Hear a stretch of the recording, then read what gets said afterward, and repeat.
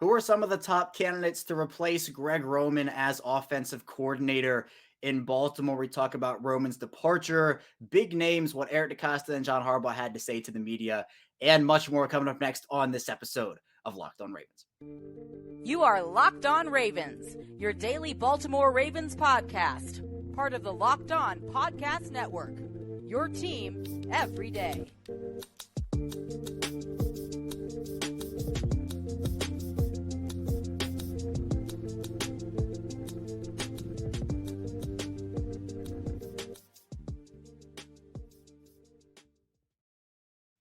Welcome in here to another episode of Locked On Ravens, your daily Baltimore Ravens podcast. I'm your host, Kevin Ostrecker of Ravens Wire. We're here on the Locked On Podcast Network, your team every day. Thank you so much for tuning in, making us your first listen. We are free and available on all platforms, including on YouTube. And today's episode of Locked On Ravens is brought to you by LinkedIn. LinkedIn Jobs helps you find the candidates you want to talk to faster. Post your job for free at linkedin.com/LockedOnNFL. And here with me today is Qadry Ismail, obviously former Baltimore Ravens wide receiver, Super Bowl champion as well. In Q, it's a big day today. As yesterday, the Ravens had plenty of things drop. It was not a soft news day for the Ravens on Thursday, as it was announced that they have parted ways with Greg Roman. John Harbaugh and Eric DeCosta had some things to say to the media as well. Before I get your opinion on the Roman parting of ways, as it was put, he's exploring other opportunities.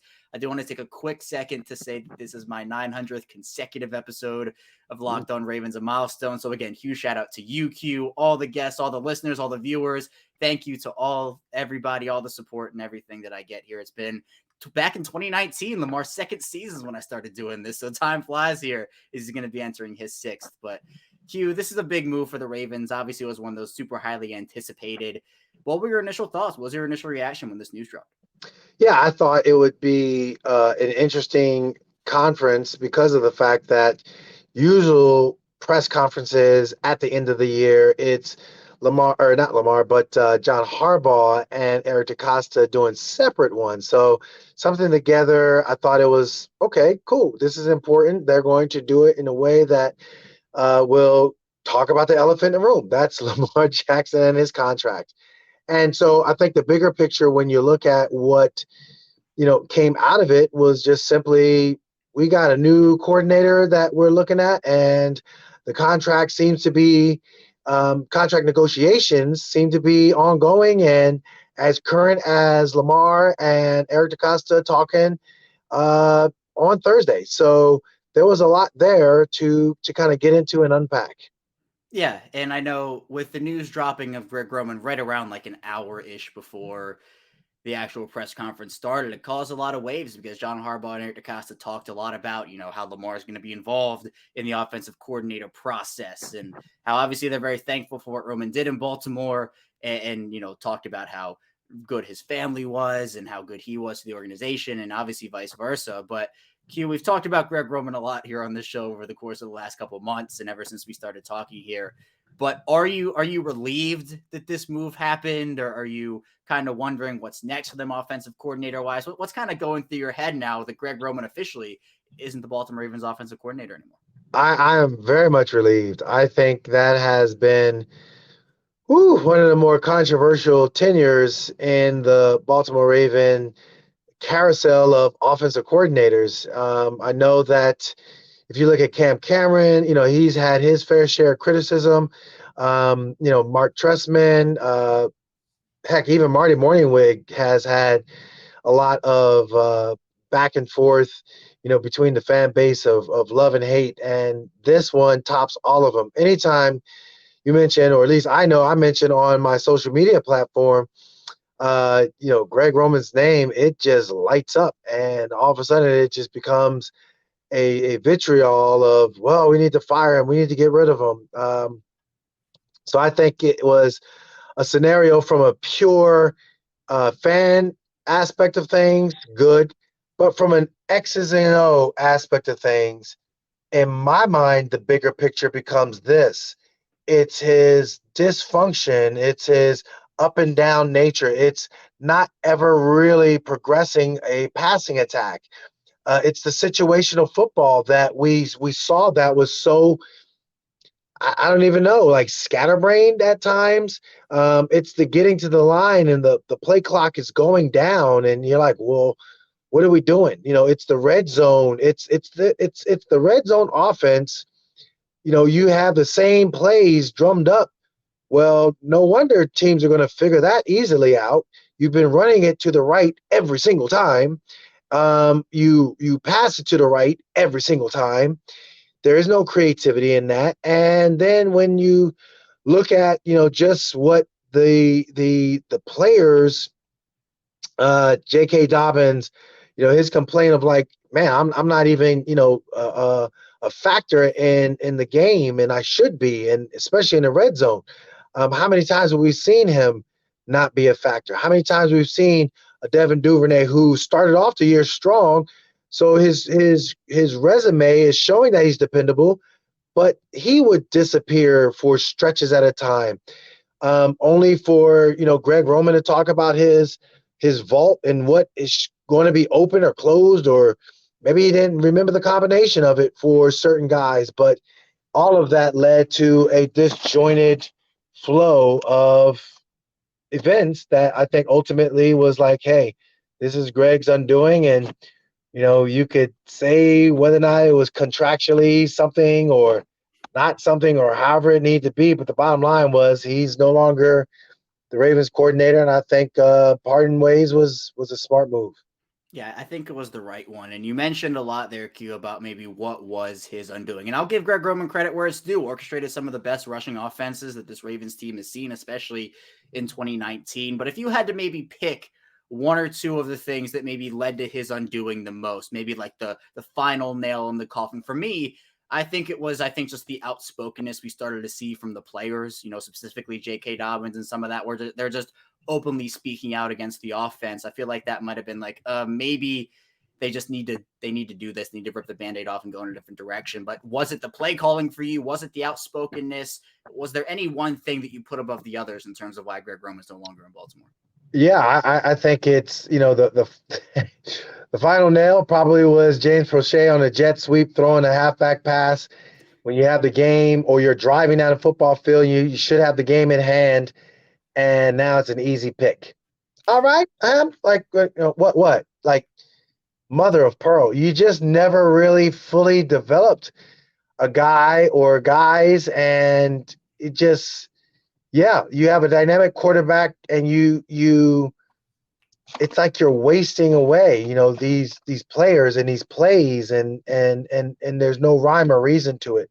So I think that's the frustration that I saw, and a frustration, quite honestly, that players see too. I mean, you clearly know what's what when your name's going to be called, or you feel like you're in the groove of the offense and the game planning, and it just never felt like there was a groove or smoothness factor to all of it.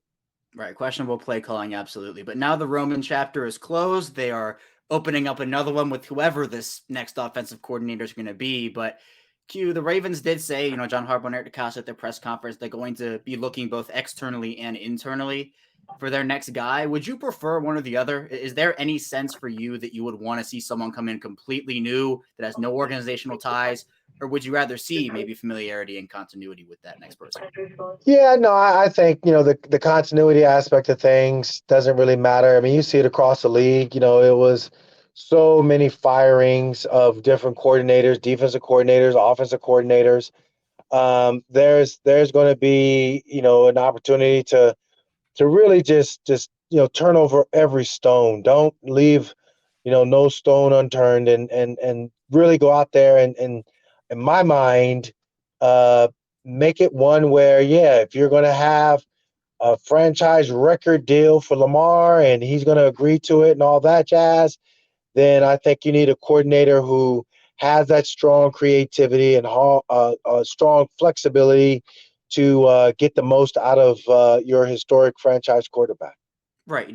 If the guy is the guy, then the guy is the guy. It doesn't matter if he comes from outside or inside the organization. I think this should be a very thorough process for the Ravens. And coming up, we'll be talking about just who some of those names could be, both maybe inside the organization and outside of it. So be sure to stay tuned. Still a lot to talk about here on the show. But first, this episode is brought to you by LinkedIn. And as a small business owner or hiring manager, you know that success in 2023 all depends on the team members you surround yourself with. That's why you have to check out LinkedIn Jobs. With LinkedIn Jobs, you can hire qualified candidates more efficiently by matching open roles with people who have the skills, values, and experiences to help you achieve your goals. And I've had a ton of success with LinkedIn in the past, and I highly recommend it to anybody who is looking out there. LinkedIn Jobs helps you quickly attract qualified candidates for your open jobs with targeting tools. They go beyond resume data by using insights from your job post, company, and their 875 million member profiles. Put your post in front of the most qualified candidates. You can identify the most qualified candidates on LinkedIn Jobs and connect with them fast and for free. LinkedIn Jobs makes it easy to screen and rate applicants based off your job qualifications all on one platform. And in 2023, if you want to achieve goals, the right team member can help you do that. That's why small businesses are rating LinkedIn Jobs #1 in delivering quality hires for its leading competitors. LinkedIn Jobs helps you find the qualified candidates you want to talk to faster. Post your job for free at LinkedIn.com/LockedOnNFL. That's LinkedIn.com/LockedOnNFL to post your job for free. Terms and conditions apply. We are back. Our second segment of Locked On Ravens. Kevin Allstrecker still here with Qadry Ismail. And Q, we kind of tease it at the end of that first segment, but the Ravens are going to go, no stone unturned, as you put it, externally, internally. But I think when you have those two categories, but then you have categories inside of those categories where guys have play calling experience. Some guys don't have play calling experience. Guys have had coaching experience even. I know one of the hot names right now, one of the most popular ones I've seen is Frank Reich, who was the former head coach over in Indianapolis, had a bunch of good things in terms of or offensive coordinator wise with Carson Wentz, was very good in terms of getting him to where he needed to be for what could have been a Super Bowl run, but obviously he got injured and Nick Foles took them where they needed to go there.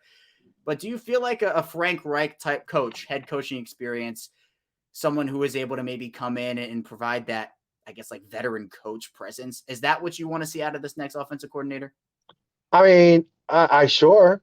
I think that would be great. I think a guy that has, a resume to speak to the room, a guy that has a resume that can speak to Lamar, to give him, options and choices and to grow his game.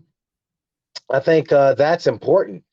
If Lamar really is, which he said from the moment he was drafted, I'm all about winning the Super Bowl. And so you can't win it by yourself. You need to have a game plan that's strong week in and week out. And as a matter of fact, it's not even about the regular season. I mean, it's about like winning the division, but then that divisional round of the playoff, that championship game, those take strong strategies and choices to make. Heck, I wouldn't even mind if, Jim Caldwell makes another guest appearance and comes back as coordinator. I think those are things that I see and people that I see as far as, what establishes you as a upper tier coordinator. Gary Kubiak, is that another one you could see making? You want to see? Probably not realistic, but man, those Kubiak offenses were fun, weren't they? Those Kubiak offenses were amazing. That wide zone stretch scheme, we saw a little bit of it, but he always had a counterpunch. I think Greg Roman, not to harp on a guy who's no longer there, but he never had like really a true counterpunch to his offense and the rhythm of it. But you saw where there was a lot of counterpunches, and you see it, through what you see in Kyle Shanahan, who, is a direct reflection of what Gary Kubiak was all about. So, there's some creative minds out there that I think can really help out, a phenomenal quarterback and Lamar Jackson be successful and lead this team well into the playoffs. Deep playoff runs, not one and dones or, hey, we won a game, yay for us. No, the time is about winning and winning big. Yep, it's the complacency factor where the regular season success, you got to have it to get to the playoffs, but then it's what you do in the playoffs that really actually is what counts. But all right, Q, I want to get a bit controversial with you for a second. There was a coach of the Denver Broncos named Nathaniel Hackett, did not work out in Denver. But before that, super bright offensive mind, was the offensive coordinator in Green Bay, orchestrated some pretty good offenses over there. I feel like if he was the hire, it would be a controversial hire just because of what happened in Denver. But I feel like he's much more suited at this point to be an offensive coordinator. Just maybe wasn't ready for the head coaching gig yet, just for that magnitude Would you be okay with Nathaniel Hackett, even though what happened in Denver this year was not pretty? Yeah, I think so. I mean, I think if you look at the bigger picture, he was spoken of glowingly by the mercurial Aaron Rodgers, and I think he, put up an offense that was definitely creative. Um, he's not going to have to worry about, hiring somebody to do clock management for him as a head coach because all you have to worry about is just doing your job as a coordinator. Again, it's the respect in the room. I think if he has the respect of the room and the respect of number 8, I think that's the vital thing. And I think if you have a resume, then it's good that you can talk to uh, uh, talk to the guys and have them believe we can go to Pittsburgh. Talk to the guys and believe that you can go toe to toe with Cincinnati. And it doesn't matter if you're playing the Bills or Kansas City or even, some up and coming team of like a Jacksonville in the playoffs. It don't matter. We're going to take it to them and we're going to win. Here's a game plan that proves it.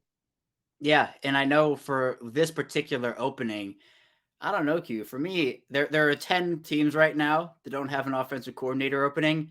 I feel like Baltimore's the most attractive opening. I feel like with what they have right now, I mean, you could maybe make an argument for the Los Angeles Chargers and their offensive weapons. Sure. Maybe New England under Bill Belichick, but I know that's pretty controversial just to say based off of, some people liking his coaching style, some people not liking his coaching style. But do you feel like Baltimore's the most attractive opening in this offensive coordinator cycle? You can say that. I mean, it obviously from a organizational standpoint, I mean, there's continuity with Eric DeCosta and John Harbaugh. There's continuity as far as, John not overlording over you. I think that you look at the talent. You got an offensive line that's solid and strong. So you got a quarterback that potentially is going to be the highest paid player ever. And therefore he comes with a lot of talent. There's minimal gossipiness inside of the organization. So there's a lot of pluses, if you will. And I think if you have those pluses, then this is an organization where, you put up, show up, and you are going to be rewarded by an owner and an ownership that, really is low maintenance. There's not a lot of drama within, what we see from, Steve Bisciotti. So all those things have to factor in when you're talking about, trying to be not necessarily the guy, but clearly you're going to be the guy that helps the guy. And the guy that helps the guy is the offensive coordinator helping Lamar Jackson.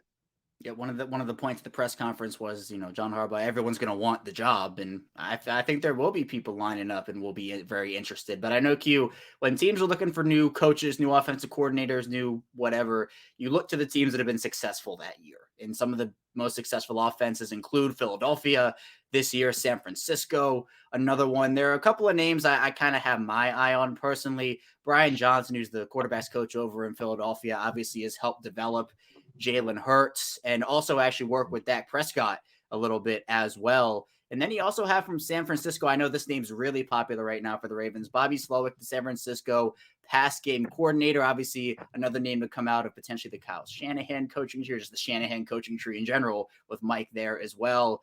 Do you value some of these lesser experienced play callers who come from some of the top teams in the league this year, being Philadelphia and San Francisco? Yeah, I mean, I don't think that this is let's just go for a known commodity. I think this is where, guys want a shot. Guys want an opportunity. Maybe there's a fresh look at it. I look at Mike McDaniel, and you hear some of the former players that played for him when he was a receivers coach, for example. You just know that he was an outside-the-box thinker. He really enhanced guys and helped them see things that you didn't see before. So guys that are, like you said, on the Kyle Shanahan tree or other coaches, it gives them opportunities to say, look, here's why you should pick me. This is some of the things that I do and I like to do, and I think it would really benefit obviously the Ravens, it'll benefit Lamar. It'll help this team when they go into Pittsburgh and play against the Cleveland Browns or, against the Cincinnati Bengals and their different looks. Here are some of the things that I feel are going to be helpful. So a lot of conversations to be had, but I like all those names because I think that gives variety to this process. Yeah, other external names could include Joe Brady, who's the quarterback coach over in Buffalo right now, was the offensive coordinator for Carolina under Matt Rule. That didn't really work out. And he was also at LSU during that crazy championship run they had with Joe Burrow and Jamar Chase and all those guys. Maybe Matt Weiss, although pending a police investigation, he was at Michigan, but also we'll see maybe the Mike McDonald route, but obviously you gotta make sure all the legal stuff is good first. But internally, Q, T. Martin, George Godsey, James Urban, Martin and Godsey having play calling experience. Urban also very traveled, very well experienced guy. Do any of those guys catch your attention? T. Martin does. The other guys, I think, depends on what their voice was like and what they felt they. Here's the thing. Like, if you had the ear of Greg Roman, where was it when, Devin Duvernay went to, out there and balled out the first few games and then, disappeared? Where was the voice in the ear when you wanted to get Isaiah Likely involved and, he got involved, but it was sporadic? Where was it when, if you look at, J.K. Dobbins and Gus Edwards, both guys, the one time it was 3 carries or 3 yards or something minuscule for Gus Edwards, or you only get 12 touches in a game where you should be balling out in the playoffs if you're J.K. Dobbins. So, I think a T. Martin would I think be a good fit and a strong fit for what, from an internal aspect of things, what the Ravens would be looking for. Yeah, plenty of names all across the board for the Ravens. They have a lot to choose from. Hopefully they choose the right guy. And coming up in our final segment, we'll be talking about how important it is that Lamar Jackson is seemingly going to have a voice in this whole thing. We'll talk about the wide receiver room a little bit and more coming up next in our final segment of Locked On Ravens. But first, this episode is brought to you by Built Bar. And if you're looking for a delicious treat but don't want all the fat and calories, then you have to try a Built Bar. We just got through the holidays, and I know for me, one of my goals is to eat a little healthier this year. And if you're like me and want to eat a little healthier but don't want to compromise taste, then you have to get your hands on Built. They're perfect for your New Year's resolution. And with Built, tasty is healthy and healthy is tasty. And what makes them so good is, for starters, they're all covered in 100% real chocolate, and they come in amazing flavors like churro, peanut butter brownie, and coconut almond. They're only 130 calories and 4 grams of sugar with a whopping 17 grams of protein. Now you can get them at your local Walmart or even a Sam's Club. If you go to Walmart, you can pick up a 4-bar box, cookies and cream, double chocolate, or coconut puffs. Or if you're close to a Sam's Club, get a 13-bar box of brownie batter and churro. So you can thank me later. Get your hands on some Built Bars today. We're back here, our final segment of Locked On Ravens. Kevin Allshaker still here with Qadry Ismail and Q. During that press conference, John Harbaugh and Eric DeCosta made it clear that Lamar Jackson will have input into the offensive coordinator position for them. And look, I take that as you're not going to give Lamar Jackson that ability. I'm very glad they did, first of all, but you're not going to give him that if there aren't plans to have him on your team moving forward. That was a very good sign to me to say, hey, if Lamar gets input on this, if he brings in someone that he likes and he gets that input, he gets his voice, I think it was a great sign, especially with all the other messages they were sending throughout the press conference about, the fact that they want Lamar there. They're hopeful. They don't intend. Eric DeCosta refused to answer questions about potential trades there. How important were the Lamar Jackson answers that John Harbaugh and Eric DeCosta gave throughout that press conference? Well, I mean, so this is the devil's advocate. Am I being positive and everything cool about Lamar to, yes, sign him, but also recognize that there's always a plan B, and if that plan B is Lamar not agreeing to a deal, I mean, I want the trade person to think that we love him and, we just don't want to give up on him. Oh, you're willing to give us 5 first-round draft choices plus 2 seconds and, your third and, oh, my gosh, and some conditional picks and a lung and a kidney? Wow, we're ready to go. So, yeah, there's a little bit of gamesmanship with it, but I think there's some sincerity there too. I think that there's a genuine, like, look, man, the dude is a generational talent. We want him, and I think that's what they're trying to convey. They're playing well played both sides of the fences.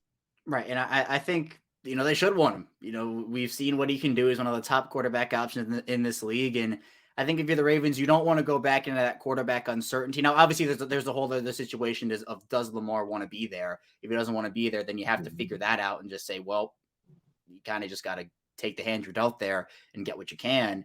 But at the same time, I think the partnership hopefully will continue. That's still my gut feeling, but we'll see. There's still a lot of time. We'll still figure out what ends up happening. If there's a franchise tag applied, if there's whatever happens, we'll know in probably a couple months, at least some will get a little progress on that thing. But assuming, apparently with or without Lamar Jackson, there might be some new wide receivers in the mix. They talked a lot at that press conference about the offense and the wide receiver room and made it very clear that the wide receivers could be different, a lot different next year. But we've kind of heard it before where they'll kind of go through it and then they'll either trust the young guys or they won't make a move or they'll invest a first round pick here. They haven't made that big trade, but it seems like, they were very adamant that, hey, we have this offense pretty much all figured out, quarterbacks, running backs, tight ends, offensive line, even fullback, with the wide receivers being the area it feels like they want to really address. But Q, my question to you is, do you believe them this time around? Well, I mean, what are you going to say? 26 years and they've really, haven't developed that just dominant guy. They bring him in from the outside, going back to my day. And from there, just seemed like you just bring in another free agent, and that's good. But, as far as developing, as far as drafting, the story is written that you just haven't been able to take it to the next level in developing receivers, and that's kind of crazy, but you need to keep trying. I try, do it, and I think that's the important thing. But whether or not it actually gets done, that to me remains the biggest mystery. Right. And whether that is bringing in a DeAndre Hopkins via trade or drafting a Jordan Addison in the first round of the draft, it feels like, I don't know, I'm going to say it feels like there might be a major addition, but of course we have to actually see them do it first. We can't just say, oh yeah, they're going to do it, because we've said that for like 3 off seasons now. And then they'll bring in a Marquise Brown in the first round or a Rashad Bateman in the first round, but then they won't make the big splash like trade move. Now, Q, Eric DeCosta talked about Ben Powers, and John Harbaugh talked about the offensive line too, but for Powers in particular, kind of seems like he's not going to be back. Said that they have options there, but based off of the answers at the press conference, to me at least, it felt like Ben Powers probably won't be back in Ravens uniform. Well, I think the thing is, for Ben, he has earned the right to play well, show up, be consistent, and that means that this the joy of free agency. I just need one other team to bid.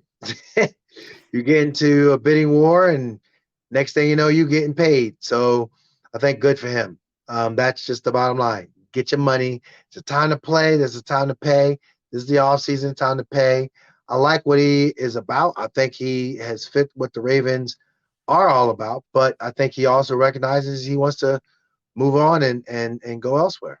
Yeah, and I feel like even if Ben Powers does leave, which, look, credit to Ben Powers, he played really, really well for them in 2022. I have a position that, we were talking about at Q throughout the course of the offseason. We didn't know who was going to play left guard for the majority of the offseason. And Ben Powers steps in, plays really well. But if Ben Powers does leave, he gets a big deal. Obviously, he would deserve that 100%. But to have 4 of your 5 offensive linemen come back and have those guys pretty much entrenched, based off of what we were talking about last offseason with the Alejandro Villanueva situation and, the uncertainty at center before the draft and what are they going to do at right tackle, to have 4 of those 5 guys entrenched already, you still got to feel pretty good, even if you have to put a Ben Cleveland in there or a mid-round prospect or sign a veteran to play at left guard. But this is something to me where the Ravens right now, I feel, I don't know, they call it the Liars Luncheon, but I still feel a little more confident than I did before, just based off of, how much is coach GM speak, how much is real, we'll never really know. But in kind of a teaser for Monday's episode for me, which will be my topic, what to you right now is the state of the Ravens? I think the state of the Ravens it's a state in flux. I think it'll be interesting to see what happens when they go down to Florida and coming up in 6 weeks or so, when they go to the principal's office and Bashadi is trying to figure out where we're headed.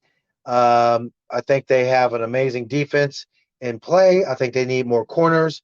I think it'll be interesting on some of the other issues that they'll be facing. But ultimately, I think that they're going to push themselves in a position where they're going to be relevant because they are the Ravens. It's just a matter of how relevant when it comes to the playoffs if they can get over the hump. Right. And I think we saw in that Cincinnati wildcard loss, they have pieces to be Super Bowl contenders. They just have to commit to a couple of big changes. They've committed to one of those in the offensive coordinator shift that we're going to see. But will they bring in a wide receiver? How will the left guard position look? How will the cornerback room look? There are other questions to answer, but the Ravens did take a step in the parting of ways of Greg Roman, and we'll see who the next guy is. But Q, I appreciate you. Thank you so much for hopping on with me. And who knows, maybe next week we'll have some names. We'll be able to talk about who's interviewing for the position, or maybe they'll hire a guy. I remember we did an episode last year where we recorded the whole thing. Then after we recorded it, the Ravens hire Mike McDonald at like 11 p.m. And I'm like, we just recorded we're just talking about it. We're just talking about when then they actually hire him. But I appreciate you coming on with me here again today. And I'm looking forward to more conversation next week. Indeed. Looking forward to it.